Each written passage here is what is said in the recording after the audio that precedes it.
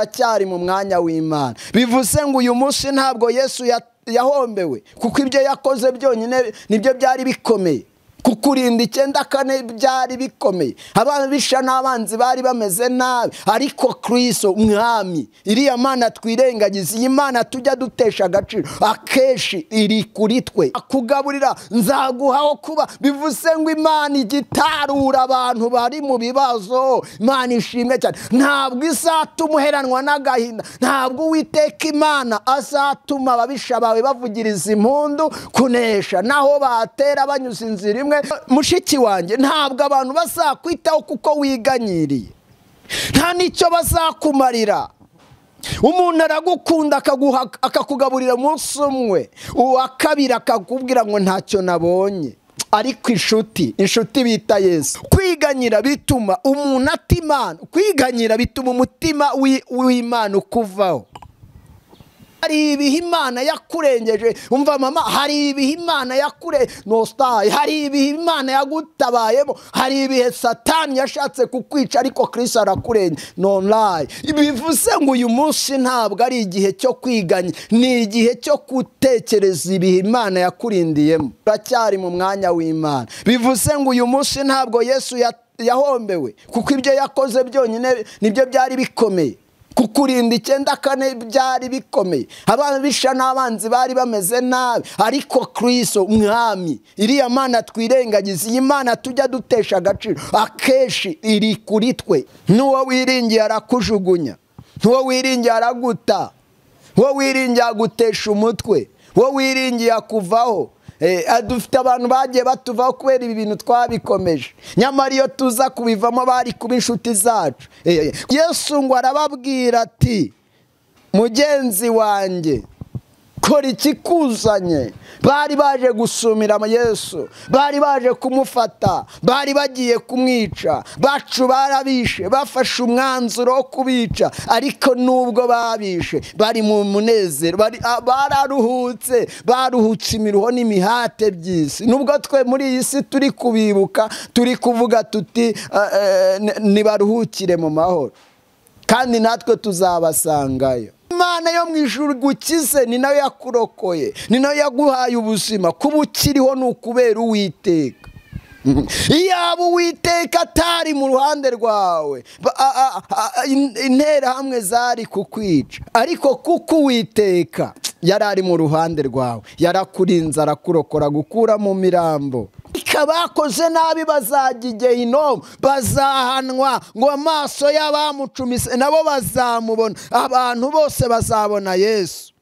Ngo noneho ngo bazamureba, kandi amoko yose yo mu isi azamuborogera nanone.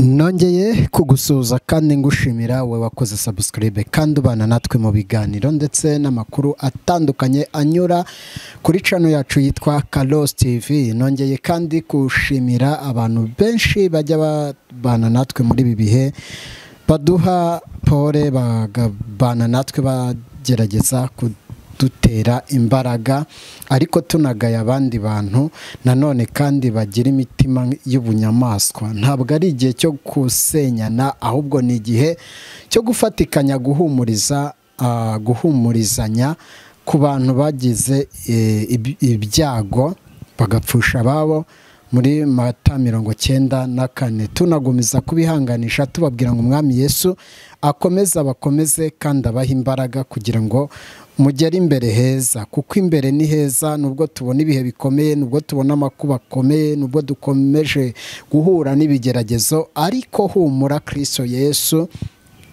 yatsindiye isoko ryo kukurengera. Imana ishimwe cyane. Uyu munsi ndagira ngo tuganire ijambo ry'Imana, kandi unyemerere tuze kugendana, kuko ni byinshi biza mu mitima yacu bikabasha kudutesha agaciro ndetse n'umutwe, ariko Kristo yatwemereye kubana natwe. Uyu munsi niyo mpamvu hari abantu benshi nza kubwira ngo humura ihangane, hari ibihe bizahinduka, ibihe birahinduka.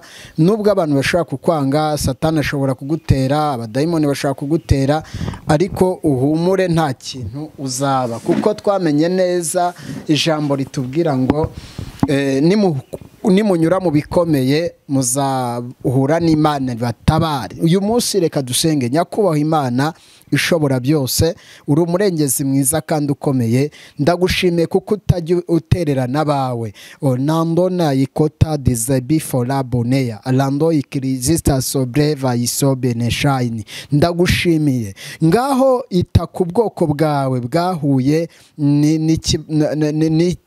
n'ubugome bw'abicanyi, bagatwarwa imiryango, bakicirwa imiryango muri Mata 94. Reka Kristo Yesu ubashe kubana natwe, uturinde, uhumurize imitima yacu, uhumurize abababaye, wunge kandi ufashe imfubyi n'abapfakazi, buri wese wagize ibikomere abitewe na jenoside yakorewe Abatutsi, ubashe kumwitaho, umuhumurize, umwereke imbere, kuko imbere ni heza turabizi, ubashe kuduhumuriza. Uri Imana, ndagushimiye, bikora byose mwami mu izina rya Kristo Yesu, amen.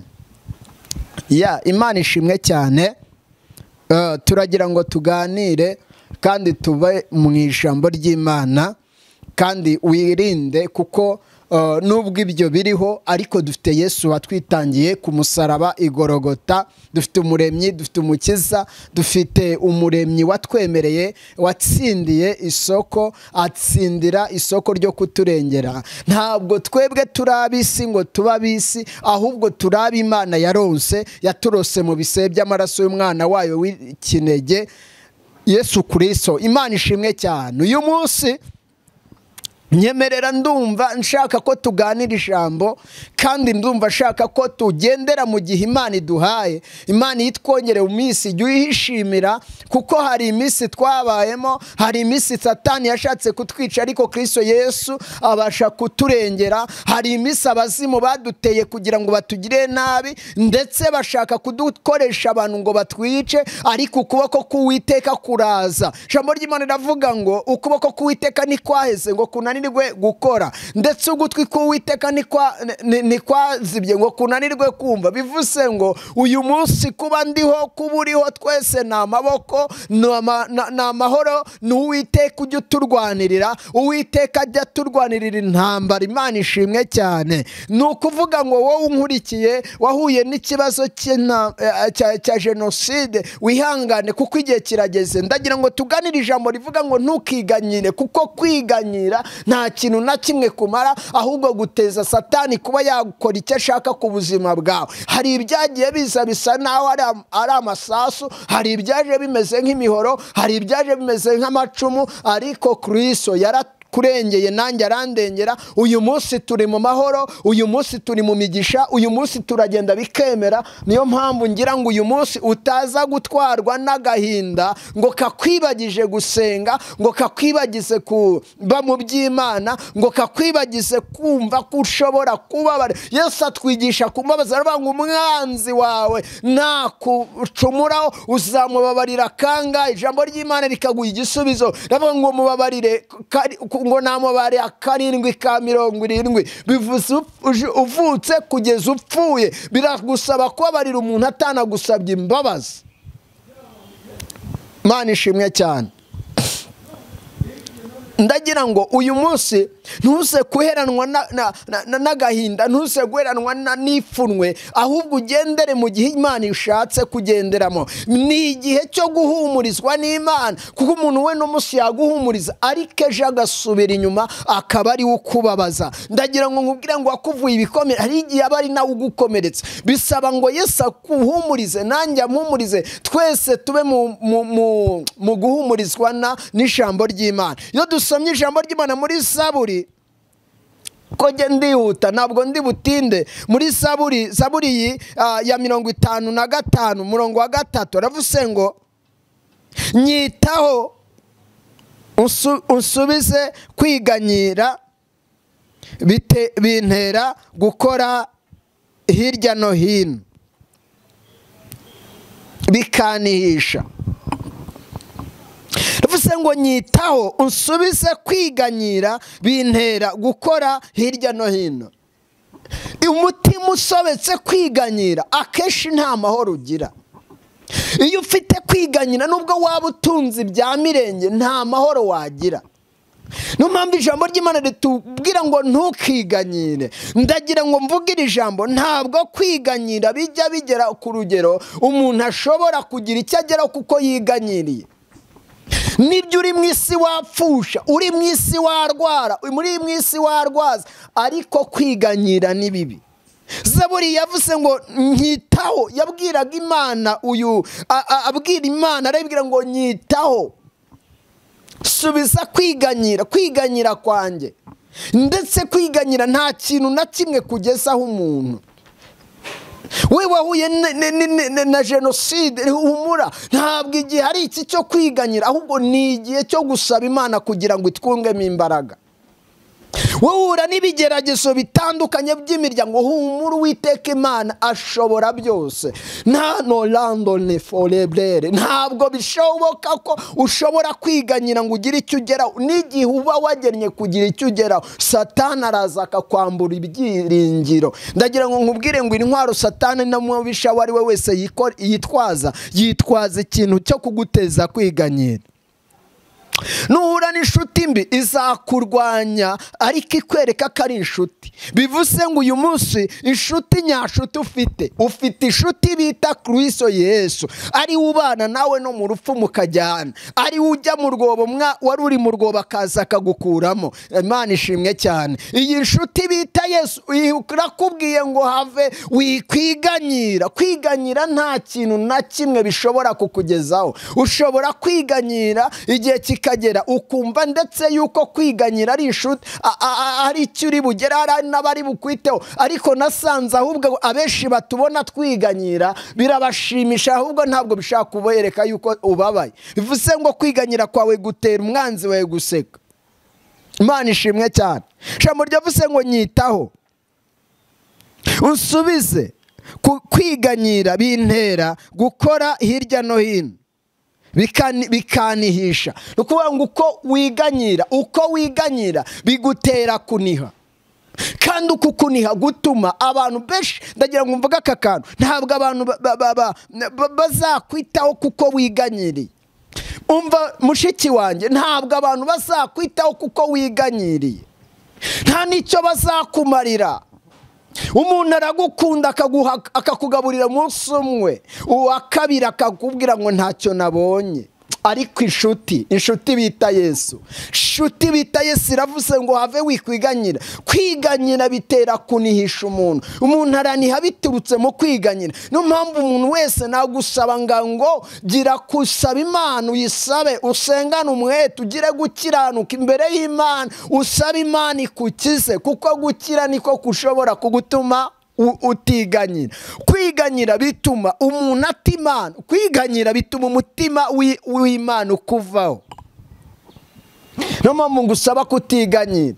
Kandi niwiganyira gira ibintu bibiri. Icya mbere, sobanukirwa, menya neza ngo washatse kunyica yagira ngo ngumeho, cyangwa se yagira ngo ndokoke, ahubwo yashakaga kompfa. Noneho rero kugira ngo ukomerere muri ibi bihe, nuko usaba Imana kugira ngo ihunze umubisha wawe, iguhe kubana nawe, none hajya kubona utera imbere. Reka nkubwize ukuri, iyaguhamagaye, iriya yakurinze 9 niyo yari iri mu ruhande rwawe. Bivuze ngo Imana iri mu ruhande rwacu, nta mubisha uhari. Imana iri mu ruhande rwacu, nta murozi uhari. Imana iri mu ruhande rwacu, nta mudayimoni n'umwe ushobora kukugiraho icyo yagutwara.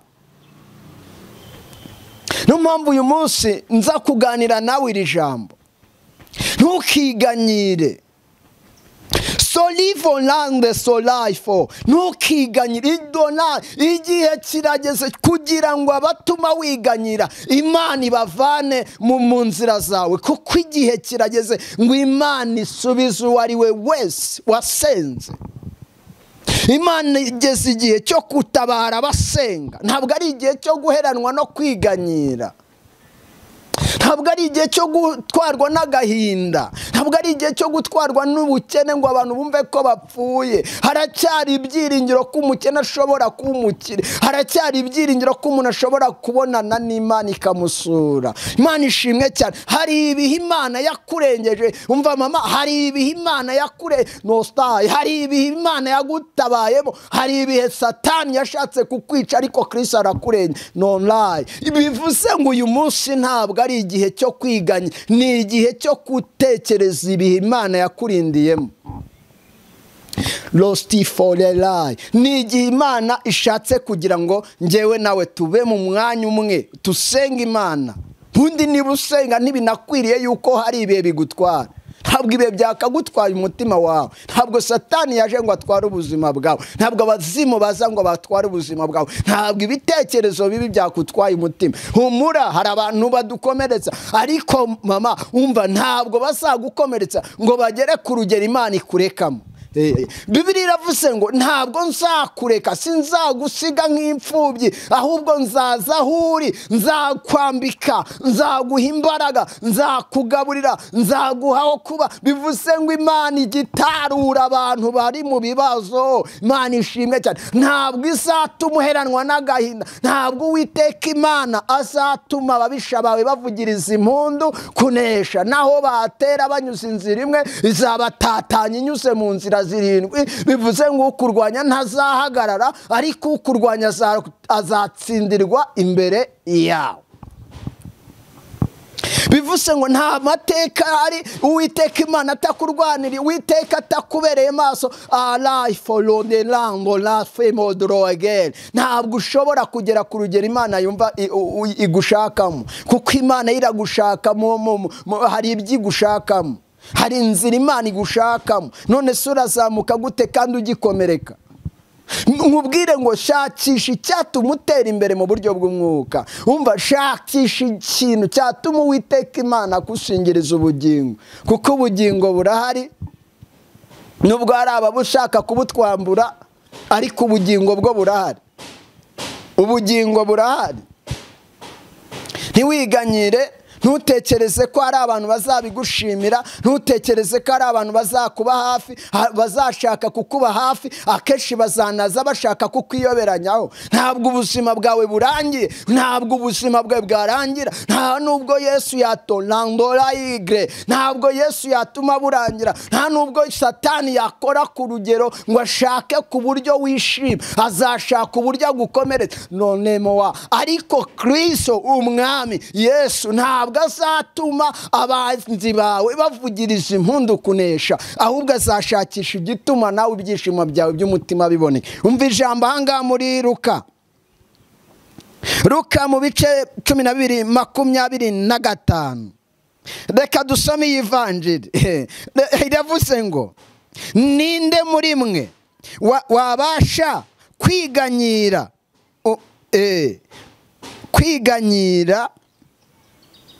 cyangwa se kwiyunguraho umukono umwe abiheshejwe no kwiganyira? Ninde muri mwe wabasha kwiyunguraho umukono umwe abiheshejwe no kwiganyira? Nta muntu n'umwe ushobora kwiyunguraho umukono umwe abiheshejwe no kwiganyira. Ntabwo ushobora kugira icyo ugeraho, nta n'icyo wabasha kwiyungura, nta n'icyo wageraho ubashije kwiganyira. Abanzi bawe bazagutera, ababisha bawe bazaguhagurukira, ariko nihashimwe Yesu wabambwe ku musaraba i Gologota. Uyu niwe watsindiye isoko ryo kurengera abiwe. Ni nayo mpamvu iteka ryose ahora atabara abe. Hari ibisaza bise bimeze nk'imvura y'amahindu, hari ibisaza bise bimeze nk'imvura y'amahindu, ariko ibyo byose naho byaza ntabwo bizakumaramo imbaraga. Nuhagarara kigabo, ukagira imbaraga z'umwuka, ukagira imbaraga z'Uwiteka, ukarwana n'Uwiteka, ukarwanisha kwizera. Ubundi ingabo bita kwizera ni ingabo nziza.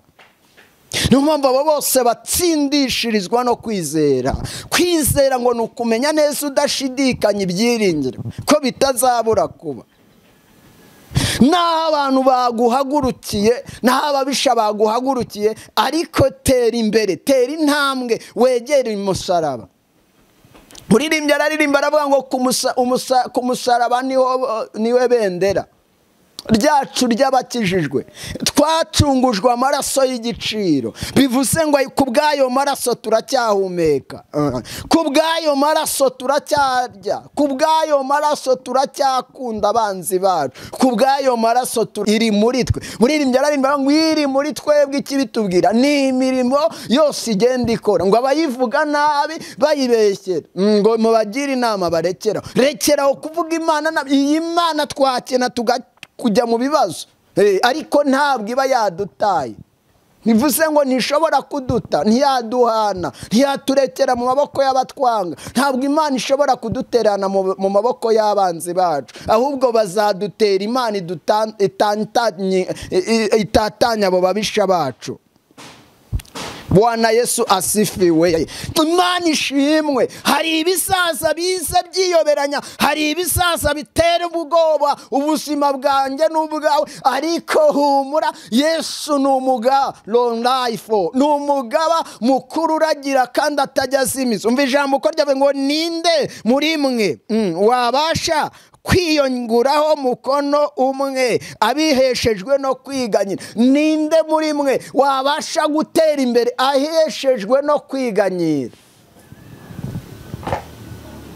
Hari imiryango yacu yabuze, hari imiryango yacu yishwe, ariko ntibyatubuza kwizera. Yaduhamagaye nubwo abacu baruhukiye mu mahoro, bari mu mahoro, ari mu gituza cya Burahamu, bari mu munezero udashira. Natwe turwanire kuba intwari nkabo, turwanire kuba, kuko abo bose nubwo bakoze ibyo n'ubundi nta unezerewe. Abo babishe barababaye, bafite agahinda, nabo ubwabo umutima irabarya. Bivuze ngo na Bibiliya iravuze ngo nta kintu uzaba usenganya umwete. Babarira inshuti n'abakwanga we, kuko ni igihe Imana iri kudukangurira imbabazi. Niba utababarira nawe ntuzababarirwa. Iyungemo imbaraga y'ubutwari, wegera Imana n'igihe Imana iguhaye. Uri mu minsi y'inyongezo mwene da, tonikitarangonea, igihe kirageze ngo Uwiteka aze muri we. Nusubiza amaso inyuma urasanga n'abari beza barahindutse babi. Turi mu gihe abantu bataye Imana, banataye abagufasha we. Turi mu gihe abantu bakunze imiya cyane kurenza Imana. Turi mu gihe abantu bakunze ubusambanyi cyane kurenza Imana. Turi mu gihe abantu bikunze, bakunze business zabo, bashaka kuzamuka vuba vuba, bazamutse nashaka ko rikosa rikazamuka. Ibi rero Bibiliya yavuze ngo ninde wakwiganyira akagira kwiyonguraho na mukono n'umwe? Nta muntu ushobora kwiganyira nawe ngo agire icyo, nta kintu ushaka kwiyunguraho wiganyiriye. Ni hahandi uzahura na byinshi, uzahura n'abantu, aba bantu muzahorana bazahora bakubwira. Mundi ngiye ikintu nabonye ku bantu, abantu baragushuka, abantu baragutererana, ariko humura, Yesu umwami wacu. Muririmbye ararimbye ngo Yesu umwami ni utubaza ati ninde ntumye mu murima wanjye.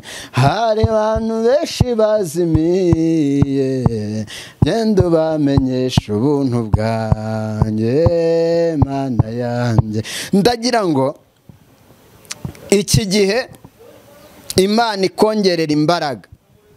Iki gihe ni igihe Imana iguhaye kugira ngo ugire ubwenge. Iki gihe ni igihe Imana iguhaye kugira ngo witekerezeho.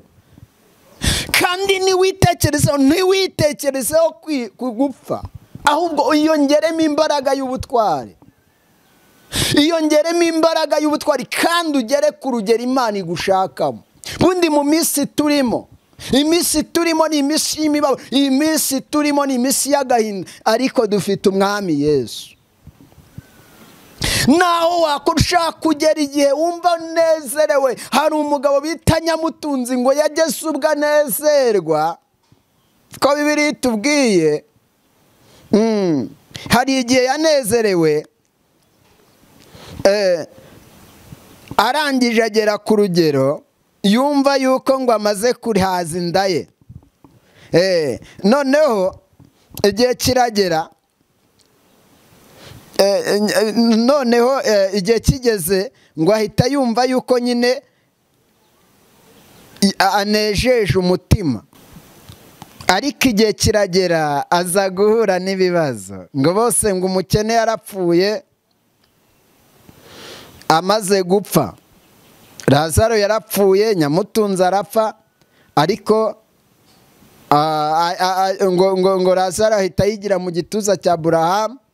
Noneho Nyamutunzi nawe ngo ahita ngo we ngo aza gusaba ngo bamuhe ngo nabwira Aburahamu ngo agire ngo amutonyangirize igitonyanga cy'amazi nawe agira icyo abona. Reka nkubwire, buriya nyamara ibihe bishobora gutuma uba uyuriwe.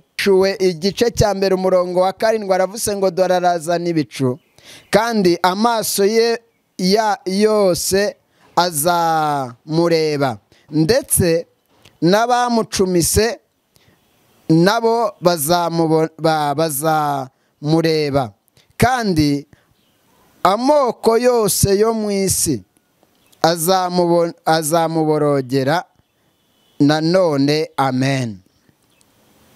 Biravuze ngo dore arazana n'ibicu, kandi amaso yose azamubona, ndetse n'abamucumise cyangwa se abantu bamuteye icumu nabo ubwabo bazamubona. Yesu agiye kugaruka, igihe kirageze ngo umukwe aze gutwara umugeni. Ngo dore arazana n'ibicu, kandi amoko yose azamubona, ndetse n'abamucumise nabo bazamubona. Ni ukuvuga ngo nta muntu n'umwe uba umukiranutsi, uba umunyabyaha, icyo uri cyo cyose Yesu uzamubona. Ushobora kuzamubona uhura n'ibibazo, ushobora kuzamubona wenda agahinda gahari, ushobora kuzabona. Ndagira ngo nkubwire ngo ntabwo Yesu azabura kwigaragaza. Dore arazana n'ibicu, igihe kirageze ngo uwakoreye Imana by'ukuri agaragare, n'uwakoreye Satani agaragare. Kandi ntimukibwire yuko ibyo dukora, imirimo y'abera izibukwa. Ibyo dukora ino mu isi bizageza igihe bitunabigororerwa. Niba ukora nabi uzagororerwa, ariko niba ukora neza uzabihemberwa. Niyo mpamvu birevuze mu byahishuriwe Yohana igice cya mbere umurongo wa 7 vuze ngo dore arazana n'ibicu, kandi azatanga ingororano kuri abo bose bakoze neza. Ariko abakoze nabi bazajya Gihindutse, bazahanwa, ngo amaso y'abamucumise nabo bazamubona. Abantu bose bazabona Yesu, ngo noneho ngo bazamureba, kandi amoko yose yo mu isi azamuborogera nanone. Uyu munsi ibyishimo birahari kuri bamwe, uyu munsi abantu bararenzwe, nubwo ibi byago bihari.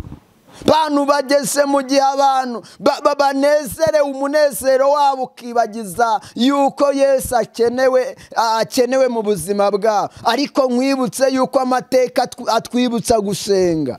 Bibiliya tuyisomye ntawe utemera Bibiliya, utayemera yemera wenda uyu yemera isi z'abantuza, yemera korowani.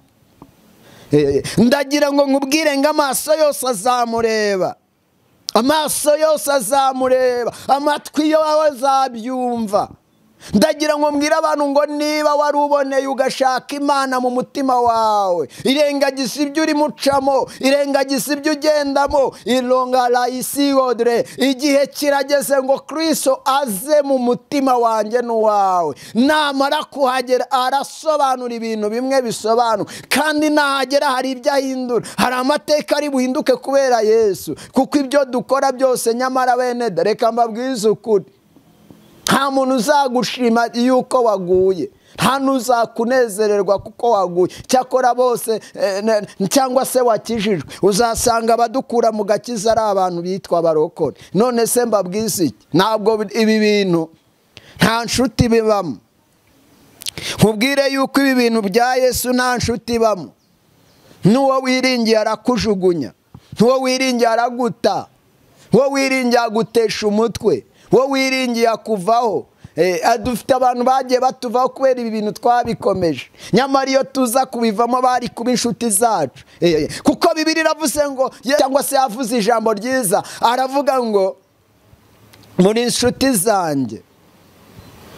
Kuba inshuti ya Yesu nibyo by'agaciro, kuba inshuti ya Yesu nibyo by'ubuzima. Kandi uyu munsi igihe ni iki ngiki cyo kugira ngo ubashe gusobanukirwa ibyo ukora, kuko amateka yawe aguhishurire.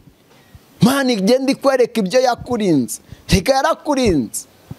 Abantu b'Imana Imana yaraturinze. Iyo karosi yivugisha cyangwa se yivuga ibigwi, nkanjye nararinzwe we. Hari Imana yaturindiyemo. Biravuze ngo, Bibiliya iravuze ngo mu bice 5-7 aravuze ngo araza akura cya gitabo mu kuboko kw'iburyo kwiyicaye kuri ya ntebe. Yesu araje. Nkurikiye uri mu bihe bitoroshye, Yesu araje. Ibyo wakora byose bikora, ariko ubizi ko Yesu aje. Loi ni moi de colinisi for la die glory. Mbega igihe ni iki cyo kugira ngo wibuke ko na glory si Yesu aje. Yesu araza vuba kandi aragororera, ariko aranahana. Shutimeniwa geno de rose. Igihe kirageze ngo we wumve ko amateka yawe Imana yayahindura mu kanya gatoya. Ko umwana avukira mu nda kayivamo akitwa umuntu. Nagira ngo nkubwire ngo niko Yesu namara kuza azabaza buri wese icyo yakoze. Niba uri muri iyi si jya umenya neza ngo hari abayibaye mirabananiza. Lona sifolai domain. Mbega hari ababaye muri iyi si baragenda barenisheno baranezerwa. Lone koridisi wigre. Ariko igihe kiragera isi irabacanga, isi irabananira, isi igera igihe irabananira. Niyo mpamvu uyu munsi tegura igihe cyawe. Roma ikota sinima. Ubuhanuzi buravuze ngo tegura igihe cyawe kando naiwa, ugira umuangria, ugira umwete, usemenebra, ufata umwanya n'umwanzuro, ojelo igreroa, ugire okistize. Amen. Menifo guhuza n'abantu, we gutandukana n'abantu. Shaka umwanya uhuze n'Imana, noneho uhuze n'abantu, kandi aba bantu nimuhuza uzabona ibyishimo mu mutima, uzabona uburuhukiro, uzabona umunezero. Ariko bitabaye ibyo, nawe mu bazarimbukana na Satani uzagenda. Uyu munsi ni amateka ni n'ubuzima Imana itwongereye wowe. Turi mu minsi y'inyongezo ya Kristo Yesu. Ntabwo Imana ari injajwa, si n'injiji. Ibyo igukorera byose iba yabipanze. Niyo mpamvu uyu munsi twiganirire namwe. Tugendeye muri Matayo 26:50. Bavuze ngo Yesu aramubwira ati mugenzi wanjye kora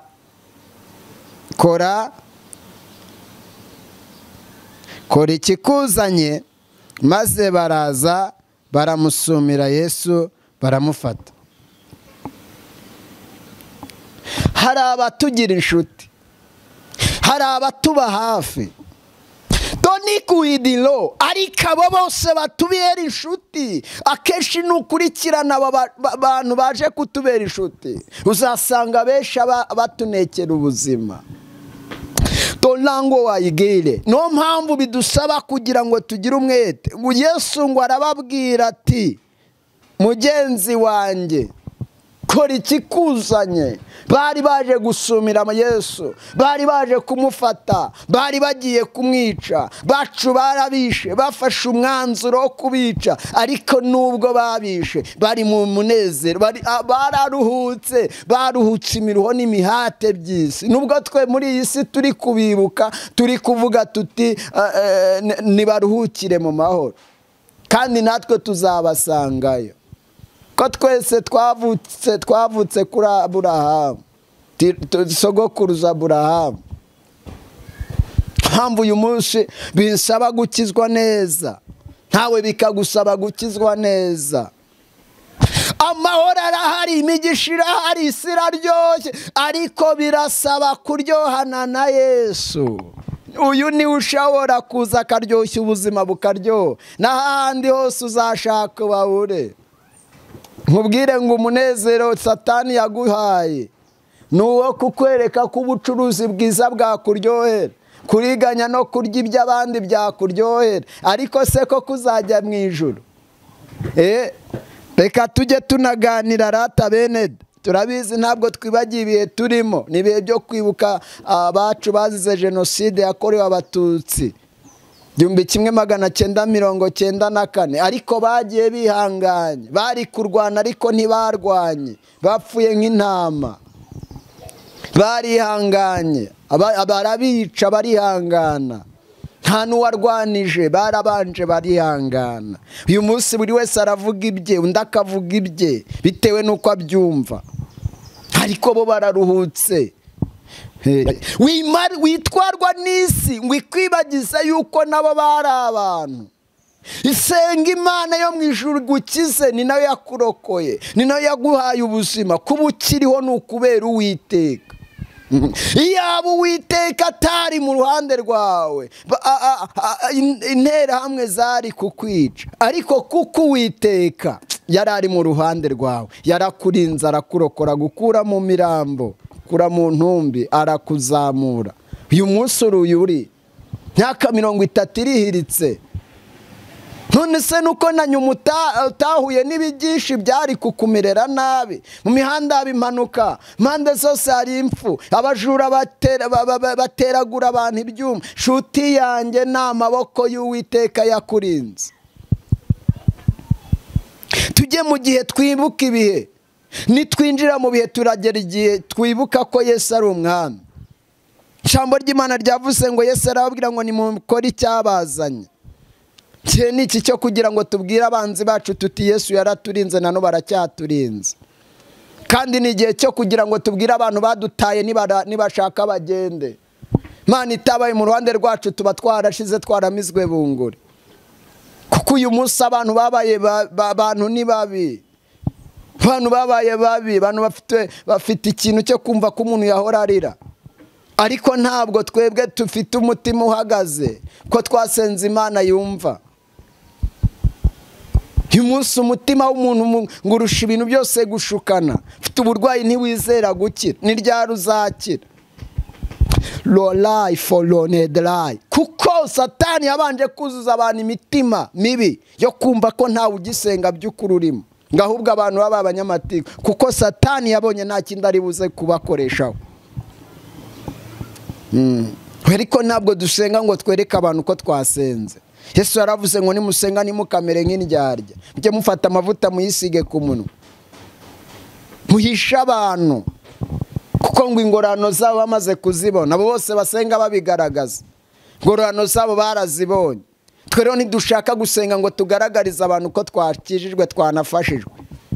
Turashaka gusenga Imana ishobora byose, ikazigagira ikidukorera, amateka yacu ikayahindura, magambo y'abantu ikayacecekesha, baduteza impfu Imana ikadukuriraho impfu. Ko hari abantu benshi batatwishimiye mu buzima.